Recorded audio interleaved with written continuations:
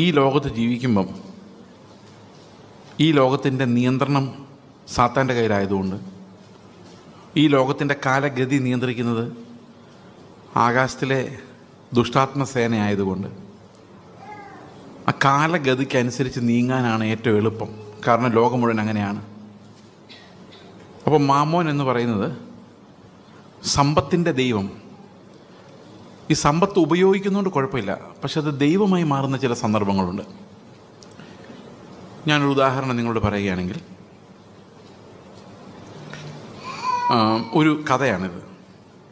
ഒരു ദിവസം ഒരു പട്ടാളക്കാരൻ യുദ്ധക്കളത്തിൽ നിന്നൊരു മെസ്സേജ് അവൻ്റെ ക്യാപ്റ്റൻ അയക്കുകയാണ്. ക്യാപ്റ്റൻ്റെ അയച്ച മെസ്സേജ് ഇതാണ്: ക്യാപ്റ്റൻ സർ, ഞാനൊരു വലിയ അത്ഭുതം ചെയ്തിരിക്കുന്നു. നമ്മുടെ ശത്രു രാജ്യത്തെ ഒരു പട്ടാളക്കാരനെ ഞാൻ യുദ്ധത്തടവുകാരനായി കസ്റ്റഡിയിൽ വെച്ചിട്ടുണ്ട്. അപ്പം ക്യാപ്റ്റൻ പറഞ്ഞു, വെരി ഗുഡ്. ഒരു യുദ്ധത്തിലെ ഏറ്റവും ഇമ്പോർട്ടൻ്റ് കാര്യം 10 പേരെ കൊല്ലുന്നതിനേക്കാളും വിലയുള്ളതാണ് ഒരുത്തിനെ ജീവനോടെ പിടിക്കുക എന്ന് പറയുന്നത്. You done A good job. എത്രയും പെട്ടെന്ന് അവനെ വിളിച്ചുകൊണ്ട് പോവാ എന്ന് പറഞ്ഞു. ശരി സാർ എന്ന് പറഞ്ഞു. ഫോൺ വെച്ചു. കുറച്ചു നേരം കഴിഞ്ഞപ്പം പിന്നെ ഫോൺ ചെയ്തിട്ട് പറഞ്ഞു, സാർ അവൻ എൻ്റെ കൂടെ വരുന്നില്ല സാർ എന്ന് പറഞ്ഞു. അപ്പോൾ ക്യാപ്റ്റൻ പറഞ്ഞു, ഒരു കാര്യം ചെയ്യും, നീ അവനെ അവിടെ വിട്ടിട്ട് നീ ഇങ്ങ് വരാൻ പറഞ്ഞു. ശരി സാർ എന്ന് വെച്ചു. ഫോൺ വെച്ചു. കുറച്ചു നേരം കഴിഞ്ഞപ്പം ഇവൻ പിന്നെ വിളിച്ചു.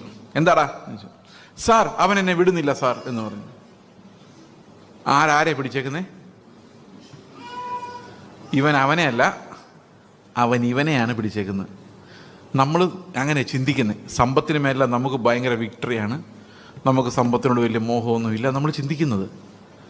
പക്ഷെ ശരിക്കും പറഞ്ഞാൽ സമ്പത്ത് പറയാണ്, കാനഡയ്ക്ക് പോടാ. അപ്പോഴത്തെ നമ്മൾ ബാഗ് പാക്ക് ചെയ്ത്, കാരണം മാമൻ പറഞ്ഞ് നമുക്ക് അനുസരിക്കാതിരിക്കാൻ പറ്റില്ല.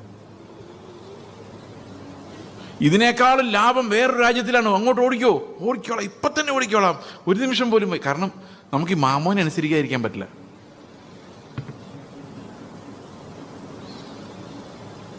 നമ്മൾ ചിന്തിക്കുന്ന മാമോനെ നമ്മൾ ജയിച്ചതാണ്, പക്ഷെ മാമോന് നമ്മളെ വട്ടം കറക്കാനുള്ള പവറുണ്ട്. എങ്ങോട്ട് വേണേലും ഓടിക്കാം. പക്ഷെ നമ്മൾ ചിന്തിക്കും നമ്മൾ അതിനെയൊക്കെ ജയിച്ചിരിക്കുമെന്നാണ്.